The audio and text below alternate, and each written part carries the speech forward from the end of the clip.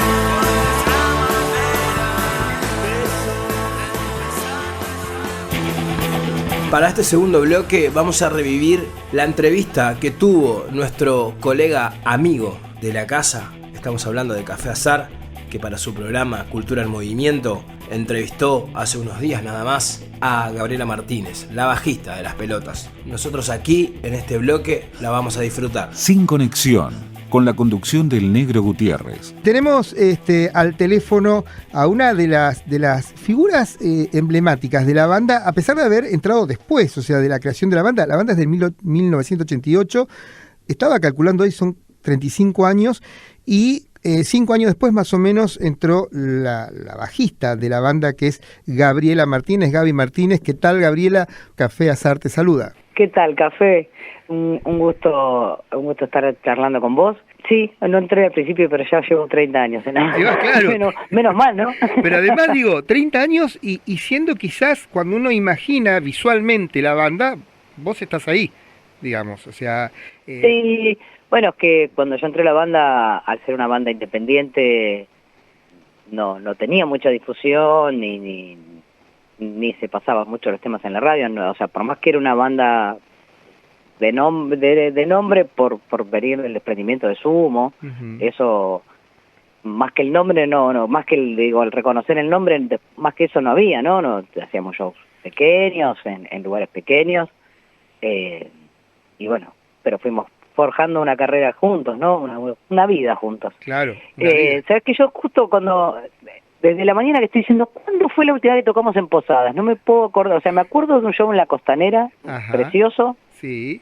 Pero... Bueno, yo me acuerdo de uno en UMA, que hicieron El Ojo Blindado, me acuerdo sobre el final. Sí. Maravilloso, pero no estoy seguro la fecha, o sea... No, bueno, obviamente todo lo que estamos hablando tiene que haber sido antes de la pandemia y te diría que un par de años antes de la pandemia. Puede ser. Así que debe ser 5 años fácil que no vamos a Posadas. Viste que para los creyentes es antes de Jesucristo y después de Jesucristo. Totalmente. Ahora sería antes de la pandemia y después de la pandemia. AP. AP. AP. AP y DP. Sí, increíble, la verdad que nos encantó cuando se empezó a hablar de hacer una gira por el litoral, fue algo que nos motivó mucho, somos una banda que la verdad que nos hemos pasado la vida recorriendo el país, principalmente, ¿no? Claro. Y es como...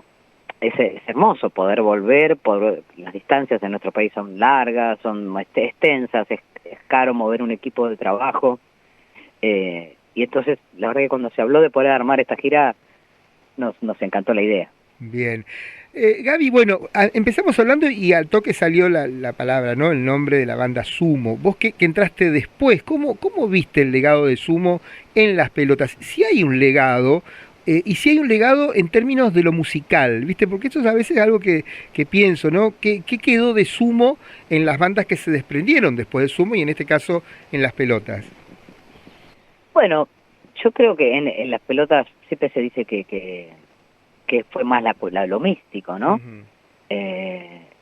Y puede ser. Yo la verdad que, por un lado agradezco que por más que sabía de dónde venían mis compañeros, fue un poco como inconsciente, ¿no? Entonces algo que no me provocó tanta presión. Claro. Pensar que estaba tocando con 2 personas que habían tocado en Sumo, ¿no? Entonces agradezco un poco, por un lado un poco mi inconsciencia porque, ya te digo, me quitó presión a la hora de probarme y a la hora de salir a hacer los primeros shows. Pero, bueno, siempre es algo que está presente en charlas, en anécdotas, está presente, ¿no? No. Claro. Obviamente ya las pelotas, como vos decís, tenemos 35 años de carrera, yo 30 con ellos. O sea, ya tienen sus propias anécdotas, 1000 años. Ya hay otras anécdotas, pero al principio era como muy marcado estas cosas de recordar anécdotas de cuando se fueron a tocar a algún lado, ¿no? O cosas que por ahí, o cosas de Luca, o bueno, también yo en esta inconsciencia que te digo, la primera vez que fui a Tras la Sierra, al estudio, bueno, en ese momento no era un estudio, era en la Caballeriza se tocaba. Sí. Y por ahí ver como cintas de Sumo grabadas y todas en un rincón como si fuese lo mismo que la alfalfa del caballo, ¿no? Claro. Eso como que también, supongo que eso también le quitó presión antes de mi lado, ¿no? El ver que por más que estaba el recuerdo y estaba muy presente, pero a la vez no se hacía de eso un culto, ¿no? Claro. Y a la hora de componer las canciones, vos formás parte también de la gente que compone dentro de las pelotas. Sí. ¿Escuchaste algo de Sumo que haya influenciado en lo que vos componés? ¿O qué es lo que se referencia en vos al momento de componer? Bueno, vos primero tocabas la guitarra, después fuiste al bajo, ¿no? Así fue el trayecto. Pero yo ya, sí, pero de chica, digamos, cuando ya entré a la banda, yo entré tocando el bajo, ¿eh? Bien. Igual muchas veces, la verdad que la hora de componer, yo sí te digo que es algo muy mágico, ¿no? Que nos juntamos y empezamos a jugar de alguna manera. Por ahí, a veces, componemos mucho juntos y a veces puede un tema salir desde una figura rítmica, desde una secuencia de acordes, desde no sé, algo, desde un riff, siempre pueden surgir de diferentes lugares, ¿no? Y Y jugamos mucho en esto que te digo, como a veces hasta casi cambiar instrumentos, pero como parte de un juego. Y bueno, digo que es mágico porque en un momento no se sabe cómo aparece algo, ¿ves? Aparece algo que digamos, todos lo seguimos, o bueno, si salió desde el bajo todos lo siguen, desde donde salga aparece un algo del que agarrarse. Y a veces eso le dispara a Germán una melodía, y bueno, y de repente en unas horas hay una canción. Claro, claro, por eso claro, digo claro. que es mágico, porque por ahí nos juntamos, y a veces también se carga con frustración, porque a veces nos juntamos y no nos sale nada, y de repente en un momento que pareciera que ya todos nos estamos dando por vencidos, decimos, bueno, si digo mañana, aparece, ¿viste? Como mágicamente. Y creo que tiene que ver un poco con esta, como este espíritu que se fusiona entre todos nosotros, ¿no? Vos sabés que es muy interesante esto porque en realidad entonces la composición es colectiva, o sea, no es que vos vas con tu canción y bueno, veamos No, qué arreglos es le que ponemos, o sea, el trabajo es de varias cabezas, digamos, y es de varias sí, sensibilidades además. totalmente. Bueno, por eso te decía, no todos los temas son iguales, a veces no es que estamos todos, porque alguno no vino, o porque nos juntamos un rato y salió, pero sí es colectivo, y también yo creo que eso le da un sonido particular a la banda, ¿no? Ujú. Que por ahí estamos haciendo un reggae, un tema pesado, una canción, lo que sea, un tema en mid-tempo o lo que sea, y tiene un sonido particular que es nuestro, ¿no? Yo creo que eso lo da esta cosa colectiva. Esa cosa colectiva, ¿y cómo definirías el sonido de Las Pelotas? Yo también creo que Las Pelotas es una banda que uno empieza a escuchar y ya sabe que son Las Pelotas. O sea, hay para mí, y esto es mi perspectiva, puedo estar equivocado, esa combinación entre lo acústico y lo electrónico, ese juego, esa textura que se da ahí, para mí, ahí está el puntum, diría Bartes, de Las Pelotas. No sé cuál es tu definición del sonido de Las Pelotas. Del sonido. No, es que creo que justamente la cosa es que esto que hablábamos antes, que es el sonido de las pelotas, pero no sé si se podría decir que solamente tiene que ver con esa, la conjunción de lo acústico con lo eléctrico, porque de hecho hay temas en los que por ahí no hay nada acústico, más Ajá. allá que una batería por ahí, pero o por ahí hay temas en los que no hay nada, como no hay máquinas o no hay Sí, me refería a la como. textura, no sé, es muy amplio lo que No, estamos sí, hablando, estoy ¿viste? totalmente de acuerdo, que también de hecho me parece que es algo que ha ido creciendo con los últimos años en esto de las texturas y las capas sonoras de Mm, una canción, que eso es después cómo se viste una canción, ¿no? claro. Pero en esto que te decía antes de como el sonido de las pelotas, yo creo que hasta es anterior a la textura, ¿sabes? Que tiene que ver más que nada en esto compositivo de componer mucho grupalmente, que no es lo mismo que otras bandas que vos ya, y no sé, hay dos temas que trajo un guitarrista y tienen Sí. una forma o un sonido, y después hay dos temas que trajo el tecladista y tienen otra sonoridad totalmente distinta. Me parece que en esto de componer juntos es donde se genera eso, que yo le llamo espíritu, no sé, Claro, el porque espíritu, es exacto. algo que es imposible de ponerlo en palabras como prácticas, ¿no? Porque es algo que sucede. Alguien decía alguna vez la palabra inefable, ¿no? Es difícil Ujú. de agarrar, ¿no? Sí, Está ahí, vos totalmente, sabés que está ahí, te das cuenta, pero no lo podés apresar de alguna forma, ¿no? totalmente. Gaby, bueno, Pero comenzaste, ¿y cómo se dio esto de elegir el bajo como instrumento? Yo pienso, bueno, en Kim Deal, Pixies, pienso en Esperanza Spalding, viniendo más del jazz, sí, pero... pero vos pensás que en la época que yo empecé a tocar el bajo, eh, no, primero no teníamos a mano la información que tenemos hoy, ¿no? Ujú. No existía Google, esto que hoy uno no se puede caer ni con una duda, ¿no? Decir, uy, ¿cómo era esto? Y ya lo está buscando.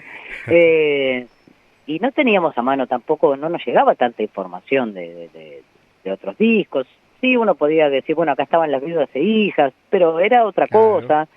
Eh, yo tenía, bueno, sí, escuchaba a los Talking Heads, donde había una bajista. claro, también, Los claro. Pixies, obviamente me encanta la bajista y me encanta Pixies, pero los conocí mucho después, digamos, de que yo arranqué a tocar el bajo. Mira.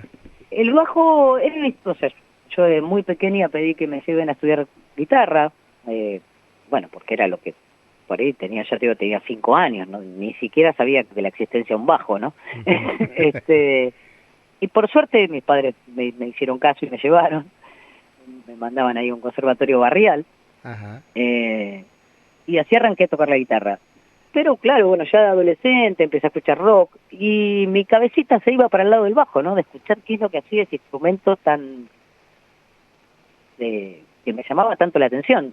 No te sabría explicar por qué, era algo que me Claro. llamaba, ¿no? Que podías identificar el sonido de ese instrumento. Claro, me ponía la oreja dentro del parlante para poder seguir los graves que siempre son más difíciles de distinguir, ¿no? Que Claro. siempre son más difíciles de abstraerlos del resto. Pero bueno, me ponía a escuchar ese instrumento y a la vez no conocía a nadie que tuviera un bajo para decirle, a ver, préstame un bajo a ver qué me pasa, ¿no? A ver Ajá. si me hallo o no. Tocaba la guitarra desde muy chica. Y bueno, hasta que ya casi con 18 años junté el dinero y me compré un Fime. Ah, bien. Un Y fan. ahí, Industria Nacional. averiguando, di por esas cosas que uno agradece de la vida, di con Machi Rufino, que vivía muy cerca de mi casa, y daba clases de bajo. Machi Rufino, bajista invisible, Sí, sí, sí. excelente bajista, ¿no? O sea, las clases Y de él- Rufino, escuchar los discos de Invisible es escuchar clases de bajo. En Invisible. Totalmente.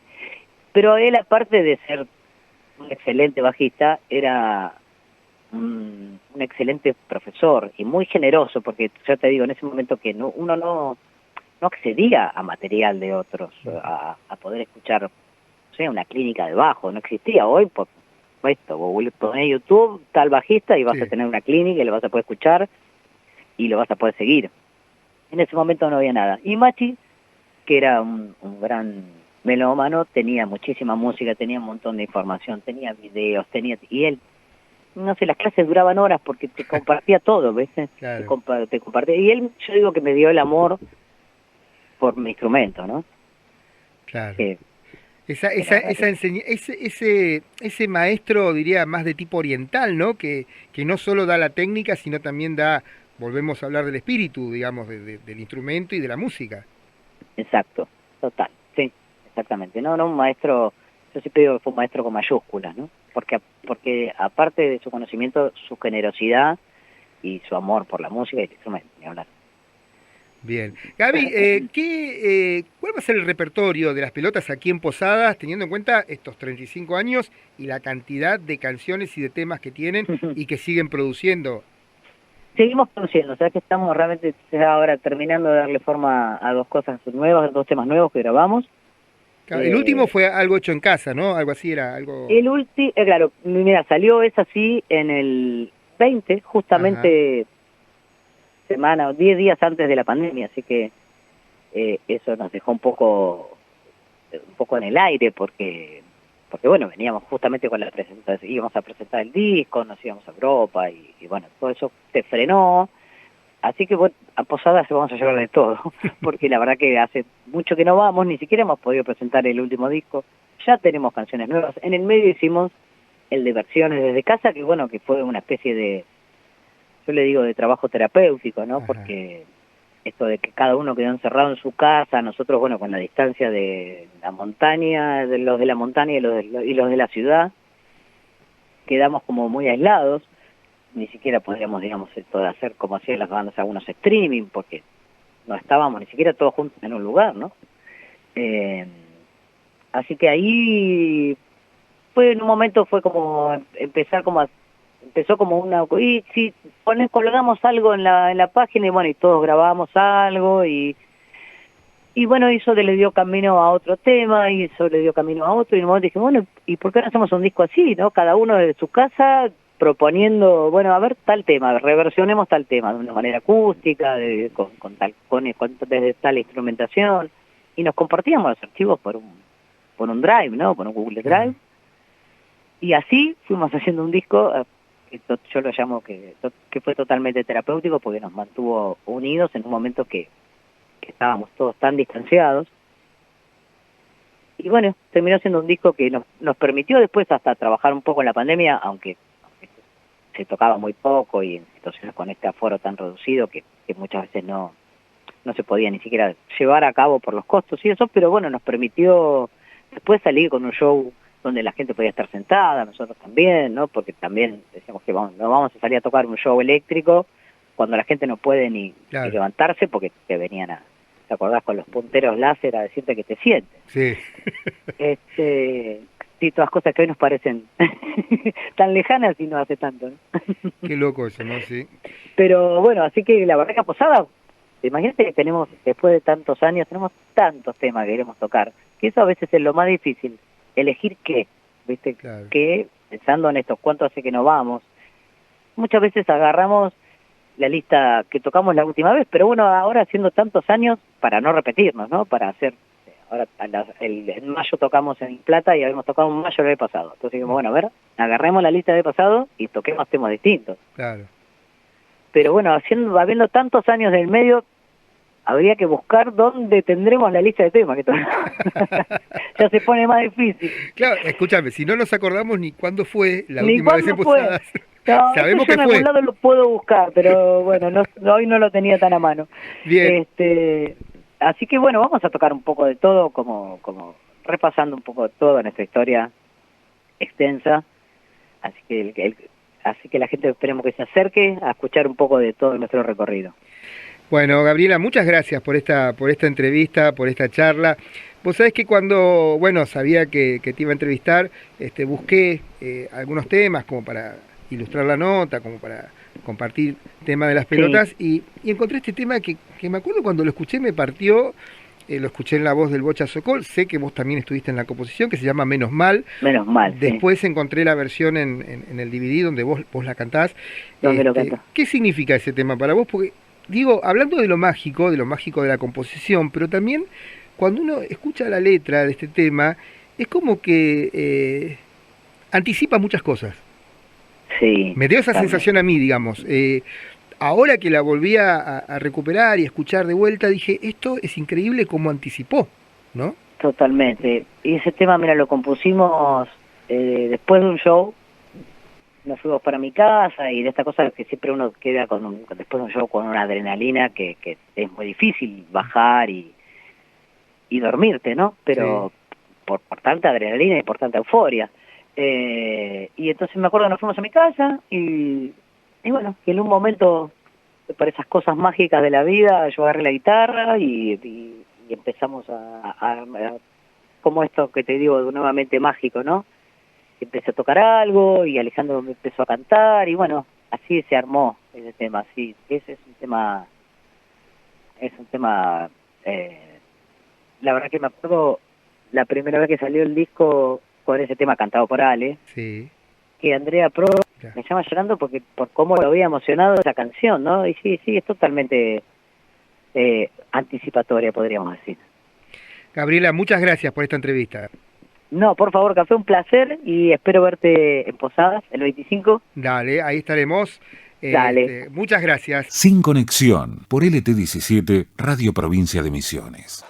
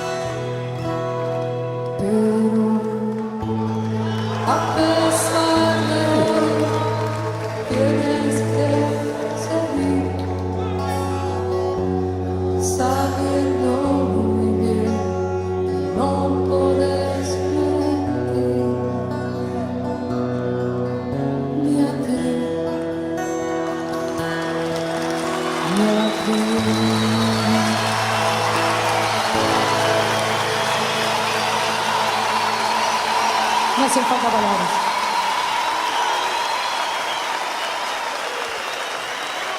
Visita nuestra red social www.facebook.com/Sin Conexión LT17 y reviví todas las columnas.